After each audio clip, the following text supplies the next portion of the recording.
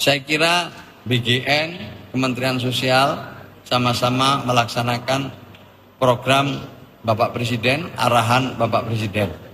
Jadi yang kami laksanakan adalah arahan dari Bapak Presiden. Kami sudah melapor kepada Bapak Presiden beberapa minggu yang lalu untuk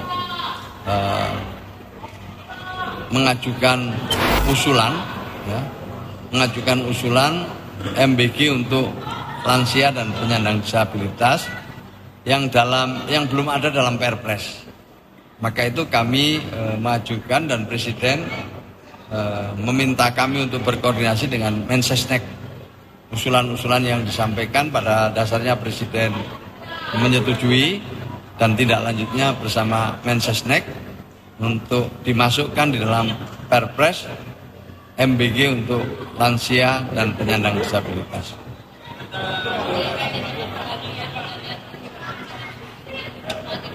Ya nanti jalan terus saya kira ya, kita mengikuti arahan Bapak Presiden. Jadi yang saya sepenuhnya ikut apa yang menjadi keputusan Presiden.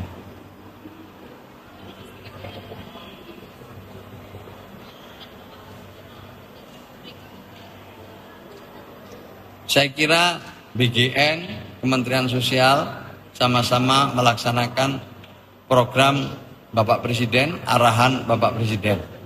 Jadi yang kami laksanakan adalah arahan dari Bapak Presiden. Untuk bisa melihat open house yang kita mulai hari ini, ya. Tapi tentu Presiden memiliki agenda-agenda lain yang tidak bisa ditinggalkan. Pesan-pesannya Presiden cukup jelas kepada kami dari awal sampai yang kami terakhir ketemu, laksanakan penyelenggaraan sekolah ini dengan sungguh-sungguh sebagaimana harapan beliau. Ini diperuntukkan bagi keluarga yang paling tidak mampu. Jangan ada yang siswa-siswa yang tidak memenuhi kriteria. Hindari tindakan menyimpang, misalnya menerima titipan, menerima uang dalam rangka proses seleksi sekolah rakyat. Itu dari awal tuh. Jadi tidak boleh ada titipan, tidak ada boleh suap menyuap, itu sudah sering juga kami lakukan. Kemudian yang kedua, dalam proses penyelenggaraannya itu harus dilengkapi dengan buku-buku panduan yang dibutuhkan. Buku-buku panduannya juga terus kita lengkapi. Ya. Yang ketiga, kolaborasi.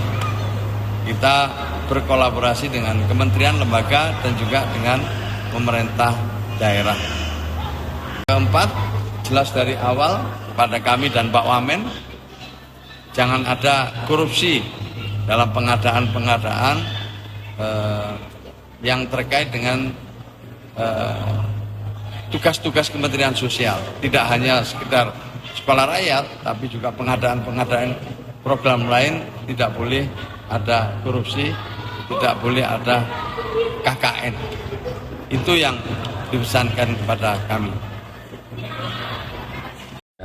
Saya periode pertama hari ini bahwa tugas KSP adalah mengawal dan merekomendasikan program prioritas Bapak Presiden tentang program nasional, yaitu banyak hal-hal yang mensukseskan Asta Cita, dan program prioritas Presiden ini seperti program unggulannya salah satunya adalah MBG, kemudian Kampung Nelayan, Operasi Merah Putih, dan sebagainya. Banyak hal-hal yang dilakukan. Tadi ada satu kesepakatan yang luar biasa bahwa Komisi 13 ini mendukung penuh tentang kegiatan-kegiatan yang dilakukan oleh KSP. Tentunya ada program KSP mendekat. Jadi kita tidak mendengar tapi mendekat.